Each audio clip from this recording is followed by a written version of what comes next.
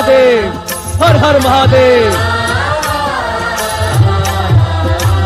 श्री हरि विष्णु के अवतार राम को ऐसी कठिन तपस्या करने की क्या आवश्यकता? तुम्हारी इच्छा मात्र से तुम्हें सब कुछ प्राप्त हो सकता है। भोलेनाथ, आपके कथन पर मैं अपने आप को अवतारी मान लेता हूँ, परंतु क्या एक अवतारी अपनी माँ का वध कर सकता है? मैंने क्षम्य अपराध किया है भोलेनाथ। उस कलंक से तुम मुक्त हो गए हो राम। आपकी कृपा से मैं उस कलंक से मुक्त अवश्य हो गया हूँ, किंतु दुष्कृत्य तो दुष्कृत्य ही होता है। भविष्य मुझे मातृहंता कहने में संकोच नहीं करेगा। कोई निर्बुद्धि ही तुम्हें मातृहंता कहने का दुस्साहस करेगा राम, क्योंकि मातृ हत्या के पीछे तुम्हारा उद्देश्य उसे दंडित करना नहीं था, अपितु उसे उसके पापों से मुक्ति प्रदान करना था। भोलेनाथ।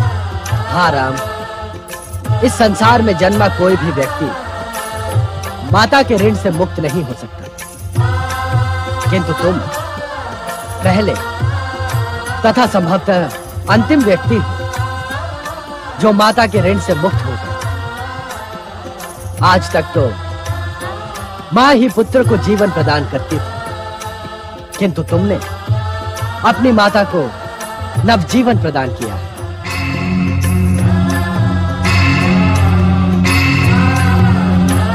यही कारण है कि तुम्हारे दुख तथा पश्चाताप का कोई कारण नहीं। ऐसी कठोर तपस्या की भी आवश्यकता नहीं। आपकी आज्ञा मुझे शिरोधार्य है भोलेनाथ। मैं इसी क्षण पिछला सब भुला देता हूँ। हम तुम्हारी मातृ पितृ भक्ति तथा एक निष्ठ आराधना से अत्यंत प्रसन्न हैं। इच्छित वरदान मांगो राम। आपके चरणों की भक्ति के अतिरिक्त मेरी कोई इच्छा नहीं है भोलेनाथ, न राजपाट की न भोग विलास की। मैं अकिंचन ही रहने का इच्छुक हूँ। परंतु हम तुम्हें वरदान देने का निश्चय करके ही यहाँ प्रकट हुए हैं। तुम्हें वरदान मांगना होगा, ये हमारी इच्छा है। तो जिस योग्य आप मुझे समझते हैं वैसा ही वरदान प्रदान करें, जिससे मैं धर्म की रक्षा और मानवता की सेवा कर सकूं।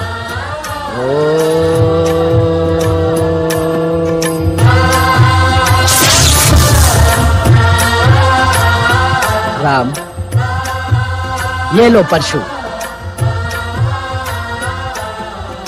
इस परशु को धारण करने के साथ ही अब तुम राम से परशुराम बन जाओगे। संसार तुम्हें परशुराम नाम से ही आदर प्रदान करेगा।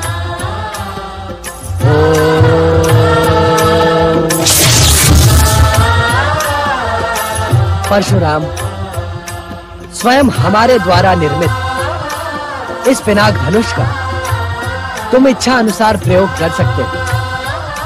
तुम्हारा कल्याण।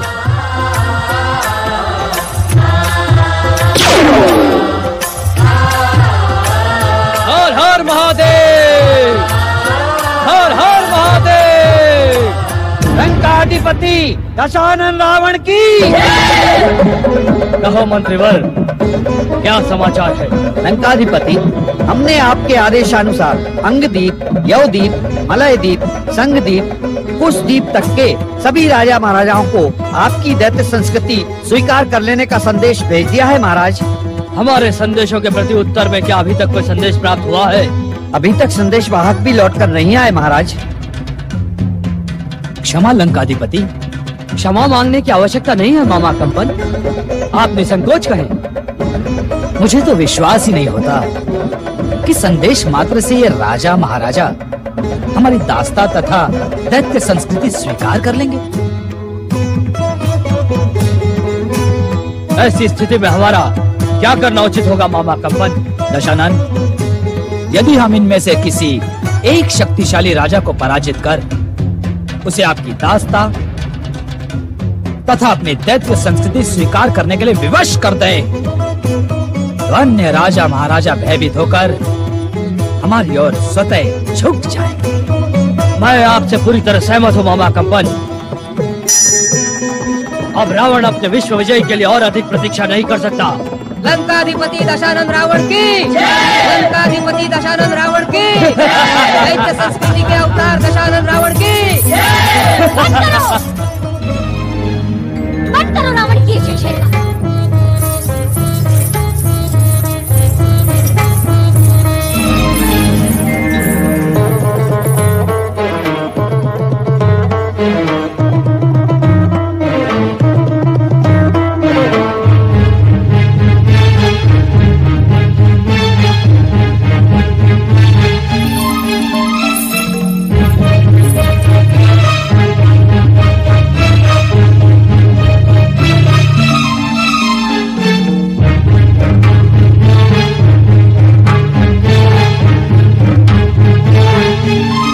माता, आपके क्रोध का कारण मेरी समझ में नहीं आया। आज संभवतः मेरे जीवन का यह पहला अवसर है जब आपने परंपरागत दैत्य ढंग से मेरे माथे को सूंघकर मुझे आशीर्वाद नहीं दिया। मैं यहाँ तुम्हें आशीर्वाद देने नहीं आई हूँ दशानन। अभी तो ये पूछने आई हूँ कि क्या बाहुबलियों का किसी वस्तु को दान में प्राप्त करना योग्य है? क्या तुमने स्वर्ण लंका को कुबेर से दान में प्राप्त किया है? क्या एक दैत्य होते हुए भी तुम युद्ध से भयभीत हो गए? माता, यदि ऐसा है तो अपनी विश्व विजय की महत्वाकांक्षा के साथ साथ दैत्य संस्कृति का ढिंढोरा पीटना छोड़ दो और अपने पिता के आश्रम में जाकर साधु बन जाओ।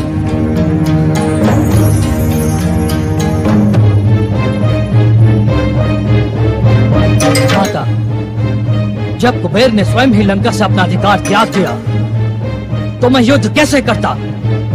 उसने त्याग दिया और तुमने मान लिया? वाह रावण वाह! मुझे विश्वास नहीं होता कि तुम्हारी शिराओं में मेरा रक्त प्रवाहित हो रहा है। माता, ये आप क्या कह रही है? कहीं ऐसा तो नहीं कि तुम्हारे पिता के ब्राह्मणत्व के संस्कार तुम्हें धिक्कारने लगे हैं? नहीं माता, नहीं। रावण ने भीरू होकर ही मृत्यु के लिए जन्म नहीं लिया है। तो तुमने कुबेर से वो पुष्पक विमान छीन क्यों नहीं लिया? अरे ऐसी 5 स्वर्ण लंकाएं उस एक पुष्पक विमान के मूल्य के बराबर है। स्मरण करो रावण, उसी पुष्पक विमान पर बैठकर वो अहंकारी कुबेर तुम्हारे पिता के पास अपना गौरव गान सुनाने आया था। ये सत्य है रावण कि जिस भूमि पर तुमने अपना अधिकार जमाया है उसकी सबसे बहुमूल्य संपत्ति है पुष्पक विमान, जिस पर लंकाधिपति का नैतिक अधिकार भी है, क्योंकि पुष्पक कुबेर की नहीं लंका की संपत्ति है। यदि तुम अपनी माता का आशीर्वाद प्राप्त करने के इच्छुक हो तो कुबेर से उसका पुष्पक विमान छीन लो, तभी मेरे हृदय को शांति मिलेगी। निश्चिंत रहे माता, अब रावण तुम्हें अपना मुख पुष्पक पर अधिकार करके ही दिखाएगा। चलो! लंकाधीश दशानन रावण की, लंकाधीश दशानन रावण की, लंकाधीश दशानन रावण की, लंकाधीश दशानन रावण की, लंकाधीश दशानन रावण की, लंकाधीश दशानन रावण की। महर्षि परशुराम, महर्षि परशुराम। अनायास से आपके दर्शनों का सौभाग्य प्राप्त कर मैं धन्य हुआ देवर्षि जी। यही सुनने के इच्छुक है ना आप? महर्षि परशुराम, सत्य तो ये है कि स्वयं मैं आपके दर्शन प्राप्त करने के लिए अवसर ढूंढ रहा था और आज देवयोग से वो अवसर मुझे प्राप्त हो गया। मेरे आराध्य श्री हरि विष्णु और भगवान भोलेनाथ के आप परम भक्त हैं। महर्षि परशुराम, आज आपके दर्शन प्राप्त कर नारद धन्य हो गया। क्या आदेश सुनाने आए हैं आप? आपको आदेश सुनाने का साहस मैं नहीं कर सकता महर्षि परशुराम। मैं एक निवेदन लेकर उपस्थित हुआ हूँ। हम निवेदन सुनने के आदि नहीं है देवर्षि। जो कुछ कहना है अति शीघ्र कहो। ये वन प्रदेश महाजनक राज्य मिथिला का सीमावर्ती क्षेत्र है। यहाँ से कुछ ही दूरी पर महाराज जनक ने माता गौरी के भव्य मंदिर की स्थापना की थी। आप भगवान भोलेनाथ के परम भक्त हैं। क्या आप महाराज जनक को आशीर्वाद प्रदान नहीं करेंगे?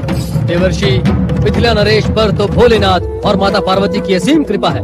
उनके सम्मुख हमारे आशीर्वाद का क्या मूल्य? आपके आशीर्वाद का मूल्य आशीर्वाद प्राप्त करने वाला ही समझ सकता है। मैं इतना अवश्य जानता हूँ कि आपका आशीर्वाद ही बहुमूल्य है। मेरा आपसे ये अनुरोध है कि आप महाराज जनक को आशीर्वाद देकर कृतार्थ करें। अर्थात आपके अनुरोध का पालन करना मेरा परम कर्तव्य है, यही ना देवर्षि? मैं वहाँ अवश्य जाऊंगा। वैसे भी माता गौरी के मंदिर की स्थापना से मिथिला राज्य तीर्थ स्थान बन जाएगा और तीर्थ यात्रा से जीवन सफल हो जाता है। श्री हरि विष्णु के अंशावतार महर्षि परशुराम की जय हो। दशानन लंकेश्वर रावण की रावण की दशानन लंकेश्वर रावण की रावण की। अलकापुरी के इस नए क्षेत्र में हमारी पहली प्राथमिकता है हमारी प्रजा को अन्न जल किसी भी प्रकार की असुविधा ना हो। माता लक्ष्मी की असीम कृपा से हमें धन का किसी प्रकार का अभाव नहीं है। हमारी प्रजा को भी हर सुविधा उपलब्ध होना आवश्यक है। महाराज, प्रजा की संतुष्टि के समाचार हमें प्रतिदिन प्राप्त हो रहे हैं। राज्य कर्मचारी हर क्षेत्र में जाकर वहाँ की जन असुविधाओं का समाधान कर रहे हैं। लंकेश्वर महाबली महाराज रावण की जय। लंकेश्वर महाबली महाराज रावण की जय। अलकापुरी के अधिपति महाराज धन कुबेर की जय। महामंत्री मणिभद्र, ये जय जयकार के स्वर कैसे?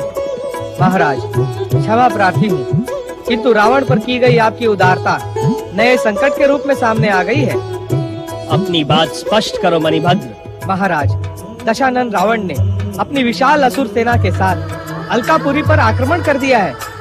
परमपिता ब्रह्मा से प्राप्त वरदानी शक्ति ने रावण को दंड बना दिया है।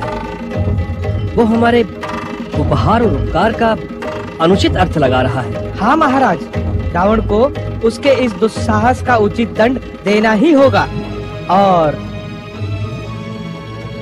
कूटनीति की भाषा में कहूँ तो राजा का उद्दंडता से उपस्थित हुए किसी भी व्यक्ति पर उपकार करना उचित नहीं।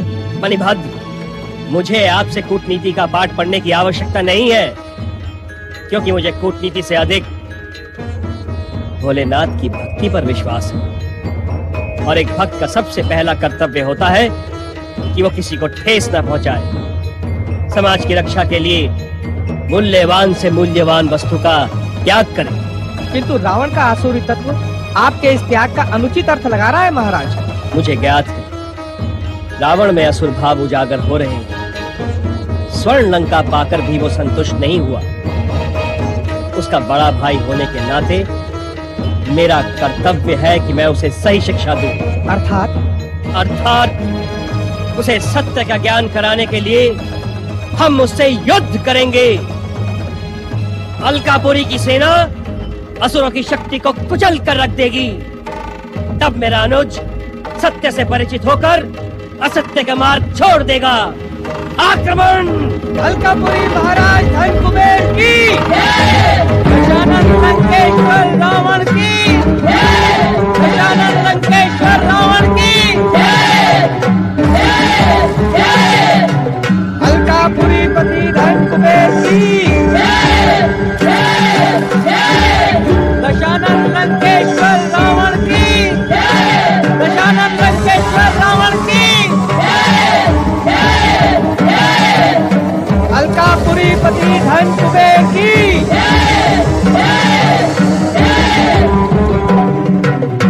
संग्राम! आक्रमण!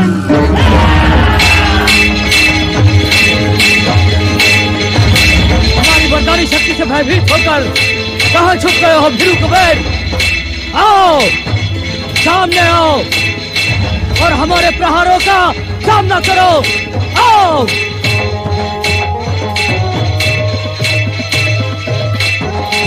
मेरे प्रहारों का सामना कर। निर्लज्ज रावण, तू किसी कृपा के योग्य ही नहीं। तुझे अपना छोटा भाई समझकर और तेरी उपलब्धियों से प्रसन्न होकर मैंने तुझे अपनी स्वर्ण लंका पुरस्कार में दी थी, किंतु तू किसी पुरस्कार के योग्य ही नहीं।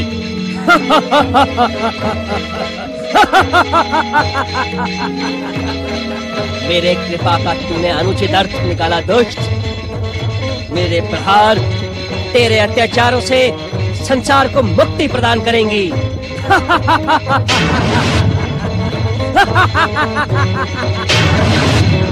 धन की आराधना करने वाले कुबेर शक्ति के उपासक रावण को चुनौती देने का दुस्साहस कर रहा है। आश्चर्य, घोर आश्चर्य। किंतु तुझे ज्ञात नहीं है, रावण का नाम सुनकर बड़े बड़े शूरवीर अपना अस्तित्व भूलकर रावण के चरणों में लौटने लगते हैं। अपने आप अपनी प्रशंसा ना कर अहंकारी रावण, मुझसे युद्ध कर। तुझे अपने दुस्साहस का फल इसी समय मिल जाएगा। तू मुझे दुस्साहस का फल चखाएगा? तू निर्बल भीरू कुबेर, यदि तू जीवित रहने का इच्छुक है तो अभी इसी क्षण अपना पुष्पक विमान मेरे चरणों में समर्पित कर मेरी जय जयकार कर। कदापि नहीं, तू कृपा और उपकार के योग्य ही नहीं, तू दुष्ट है और दुष्टता की भाषा ही समझेगा मूढ़ बुद्धि रावण। मैं ये युद्ध तुझे दंडित करने के लिए नहीं, अब तो तुझे शिक्षित करने के लिए कर रहा हूं। ले, संभाल मेरा प्रहार।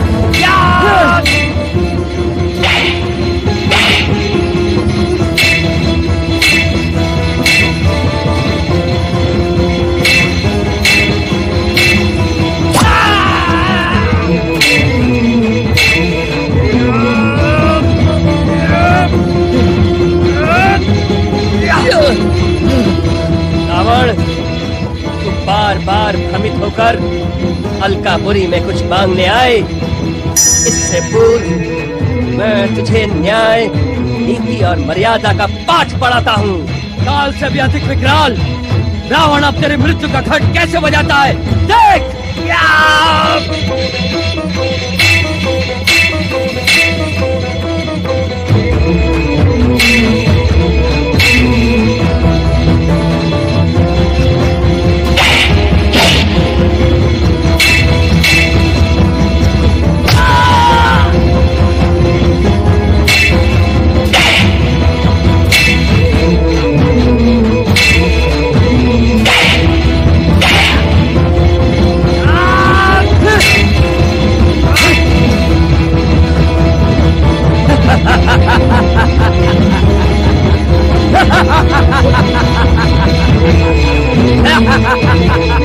अब बचा ले अपना मृत्यु घंट।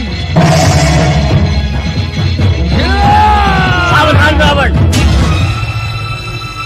अन्याय, अत्याचार और निर्लज्जता की भी एक सीमा होती है रावण। जिस बड़े भाई ने तुम्हें प्रोत्साहित करने के उद्देश्य से स्वर्ण लंका सहर्ष प्रदान की, उसकी हत्या का विचार कर अपने आप को स्वार्थी न बना। जा, लौट जा यहाँ से। क्षमा प्रार्थी हूँ पितामह, किंतु इस समय मैं आपकी आज्ञा पालन करने में असमर्थ हूँ। मैंने अपनी माता कैकसी को वचन दिया है कि मैं कुबेर का पुष्पक विमान प्राप्त किए बिना उन्हें अपना मुख भी नहीं दिखाऊंगा। ये तुम क्या कह रहे हो रावण? तुम्हारी माता कैकसी मेरी भी माता है। उनको दिए हुए वचन की पूर्ति करना तुम्हारी भांति मेरा भी कर्तव्य है। यदि तुमने इस बात का उल्लेख पहले किया होता तो इतने निर्दोष व्यक्तियों का रक्तपात न होता। जिस तरह मैंने तुम्हें स्वर्ण लंका प्रदान की थी, उसी तरह मैं तुम्हें पुष्पक विमान भी प्रदान करता हूँ। कुबेर, भविष्य में कीर्ति गाथा तुम्हारे स्वभाव की प्रशंसा में कभी संकोच नहीं करेगा। रावण, ऐसे आदर्श भाई के प्रति उपकार व्यक्त करो, इससे तुम स्वयं गौरवान्वित हो। और साथ ही मन में संकल्प करो कि अपने भाई के प्रति द्वेष नहीं रखो। पितामह, मैंने कुबेर को पराजित किया है। इसका अर्थ यह है कि मैंने इससे पुष्पक विमान अपने बाहुबल से प्राप्त किया है। यदि आप बीच में ना आते तो यह भीरू यमलोक में होता। दशानन लंकेश्वर की, दशानन लंकेश्वर की, दशानन लंकेश्वर की। विनाश काले विपरीत बुद्धि। स्वामी, विगत कई दिनों से एक प्रश्न ने मुझे व्यग्र कर रखा है। माँ का हृदय सदा अपने पुत्रों के कल्याण के लिए ही व्यग्र होता है। निश्चित ही यह व्यग्रता उसी भाव को लेकर उत्पन्न हुई होगी। अंतर्यामी, इस संसार में उत्पन्न होने वाले हर प्रश्न का उत्तर तो आप हैं। क्या मेरे मातृत्व की प्रशंसा कर आप मेरी व्यग्रता का शमन नहीं करेंगे? अवश्य देवी। तुम त्रेता के इस नवीन युग को लेकर चिंतित हो? हाँ स्वामी, क्या दैवी शक्तियाँ इस त्रेता युग में उतनी प्रभावशाली नहीं रहेंगी जितनी सतयुग में थी? देवी पार्वती, इस वर्तमान त्रेता युग और समाप्त हुए सतयुग में अंतर इतना ही है कि दैवी शक्तियां सतयुग में अधिक शक्तिशाली थी और असुर शक्ति का नाश करने में सक्षम थी। अर्थात इस त्रेता युग में दैवी शक्तियों की सामर्थ्य क्षीण हो जाएगी। हाँ पार्वती, पुण्यों के पृष्ठों पर पाप की उपस्थिति हो जाने के कारण दैवी शक्तियां आसुरी शक्तियों को पूर्ण रूप से समाप्त नहीं कर पाएंगी। इसका परिणाम क्या होगा स्वामी? युग परिवर्तन के कारण साधारण मानवों में भी आसुरी शक्तियों का प्रभाव दृष्टिगोचर होगा, जिसके परिणाम स्वरूप मानवों और असुरों में अंतर करना कठिन हो जाएगा। ये तो अत्यंत घातक स्थिति होगी स्वामी। स्थिति कितनी भी अधिक घातक क्यों न हो पार्वती, अंत में विजय सत्य की ही होगी। जानती हो क्यों? क्यों स्वामी? क्योंकि हर युग के सहस्त्र व्यक्तियों के मध्य एक ऐसा व्यक्तित्व जन्म लेता है जो अपने कर्मों से संपूर्ण युग की धारा को मोड़ने में समर्थ होता है। व्यक्ति, व्यक्तित्व, इन दोनों में क्या अंतर है स्वामी?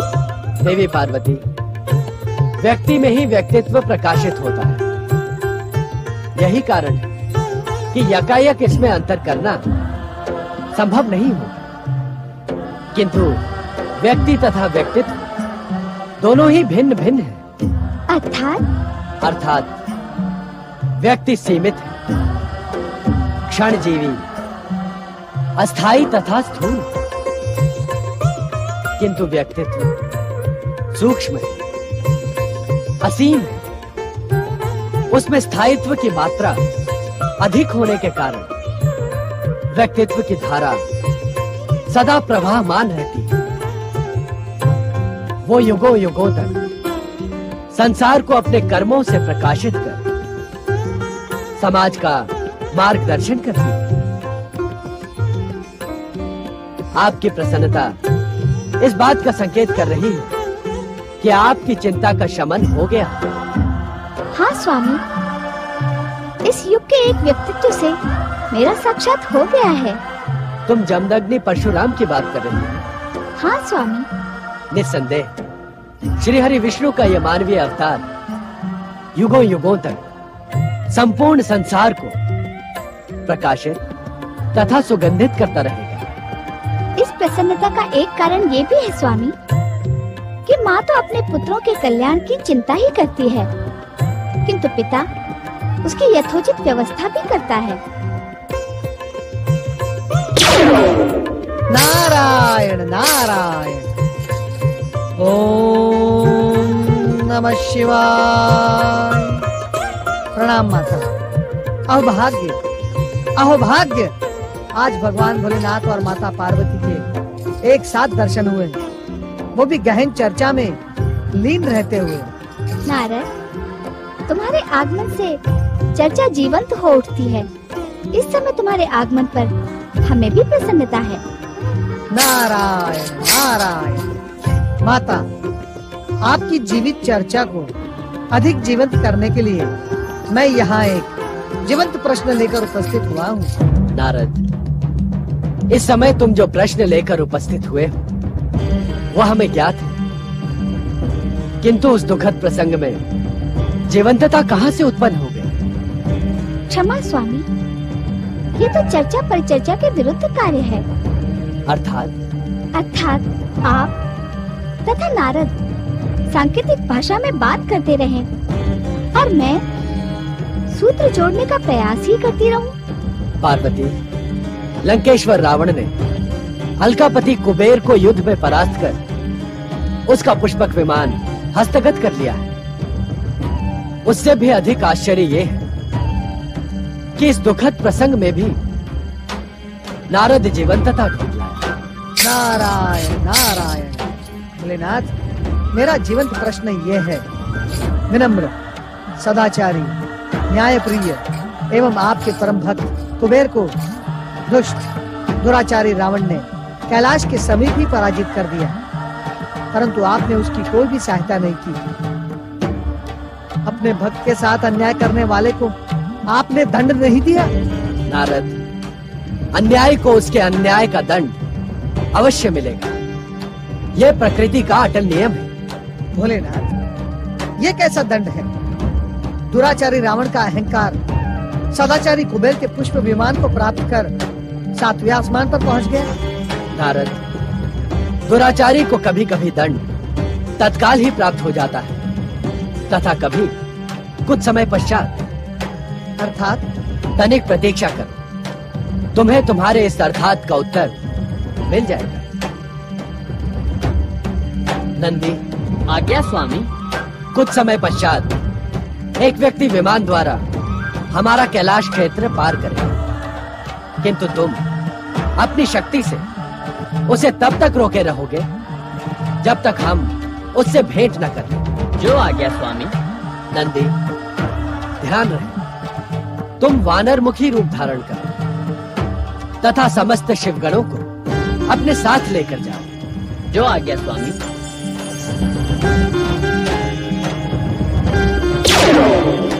हर हर महादेव, हर हर महादेव, हर हर महादेव।